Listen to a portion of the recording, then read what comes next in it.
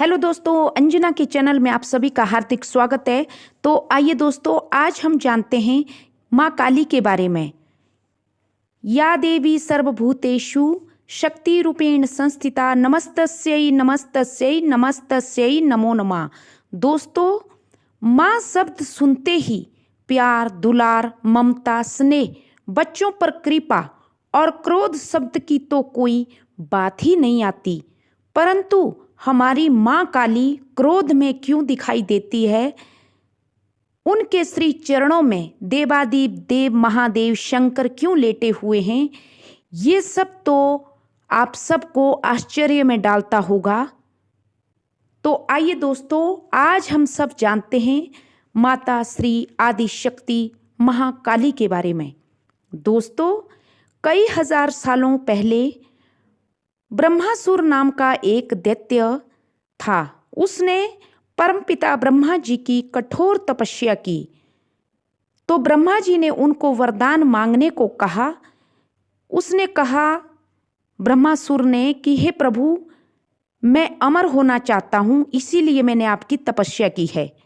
दोस्तों, ब्रह्मा जी ने कहा कि पुत्र, अमरता का वरदान किसी को प्राप्त नहीं होता।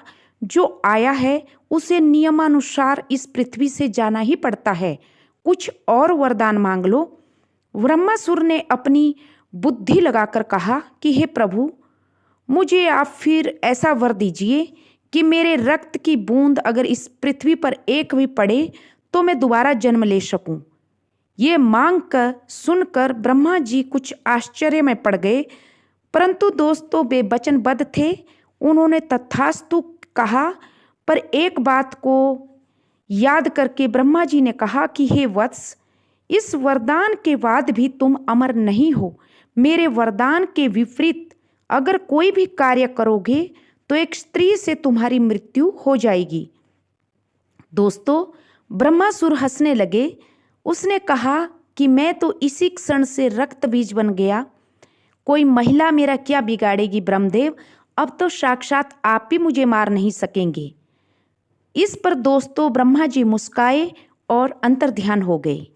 दोस्तों, शक्ति को संभालना सबके बस की बात नहीं है। कुछ लोग शक्ति के आते ही उछल पड़ते हैं। दोस्तों, वरदान पाने के बाद रक्त बीज की सीमा, अन्याय की सीमा बढ़ने लगी। वो पूरी धरती के साधु संतों पर अत्याचार करने लगा। साधु संत त्राहिमाम करने लगे। उसके उपरांत वो जब समस्त पृथ्वी पाताल लोक रक्त बीज ने जीत लिए और उन पे उन्होंने अपना आधिपत्य स्थापित कर दिया, उसके उपरांत वे अपनी बड़ी भारी सेना लेकर स्वर्ग लोक पर उन्होंने आक्रमण कर दिया। सभी देवता थर थर कांपने लगे और उन्होंने इंद्रदेव से मिलकर कहा और सारा परामर्श सुनाया। कहा कि हमारे अस्त्र शस्त्र रक्त बीज के समक्ष हार गए हैं।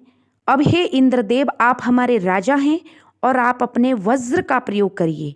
इंद्र का दोस्तों जो वज्र था वो सबसे बड़ा शस्त्र माना जाता है।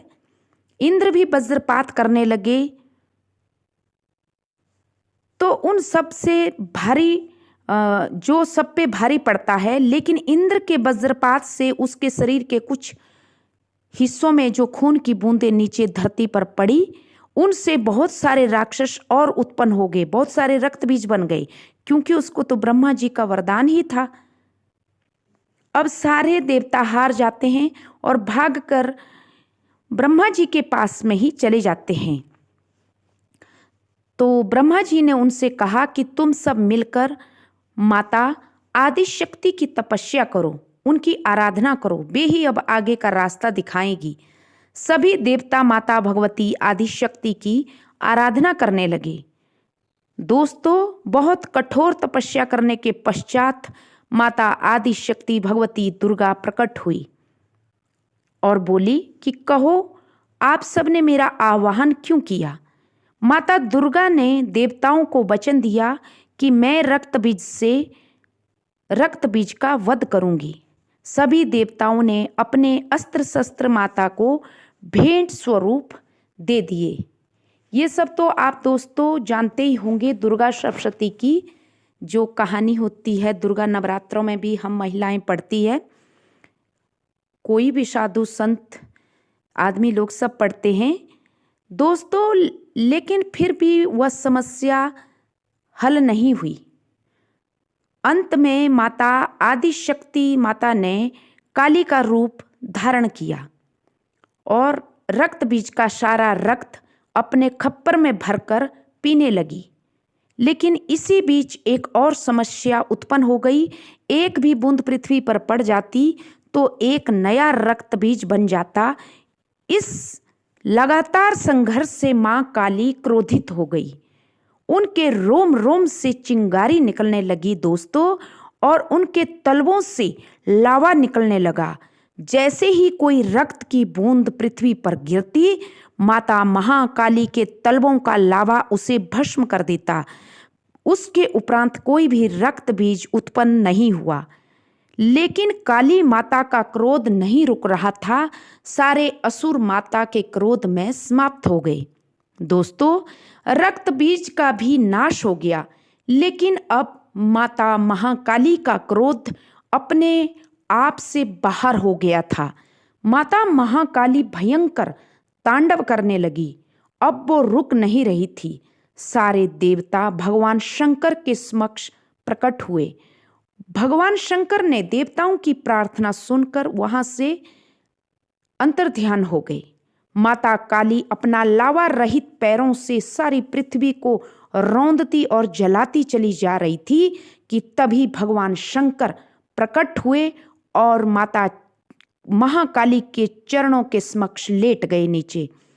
भगवान शंकर को अपने चरणों के समक्ष देखकर माता महाकाली ने अपनी जीभ बाहर निकाली कि हाय राम, मेरे से ये क्या हो गया। मैंने तो अपने साक्षात स्वामी पे ही पैर रख लिया। और उनका क्रोध एकदम शांत हो गया और सारी पृथ्वी में दोस्तों शांति छा गई। सारे देवताओं ने माता महाकाली की जय जयकार की और भगवान भोले शंकर की जय जयकार की, और सभी देवता प्रसन्नचित्त होकर अपने अपने लोक को चले गए। दोस्तों, ये सारी कथा माता भगवती की आपने दुर्गा सप्तशती में पढ़ी होगी। परंतु दोस्तों, इस कथा का सार क्या है? इस कथा का सार ये है कि दुराचारी चाहे कितना भी प्रयास कर ले, अपनी साधना के बल पर कितनी भी शक्ति अर्जित कर ले, लेकिन यदि उसकी आत्मा में मलिनता है तो उसका सर्वनाश निश्चित है। सदा याद रखिए दोस्तों कि चाहे आप कितने भी शुभ कर्म कर लें, लेकिन आपका कुछ एक क्रोध सब कुछ समाप्त कर सकता है। मां महाकाली का क्रोध शांत करने के लिए भगवान शिव जैसा पुरुषार्थ होना चाहिए, जिसने समस्त संपूर्ण जगत का विष पान किया हुआ था। तो दोस्तों, अगर आपके अंदर क्रोध को कंट्रोल करने की क्षमता है तो फिर आपका जीवन धन्य है।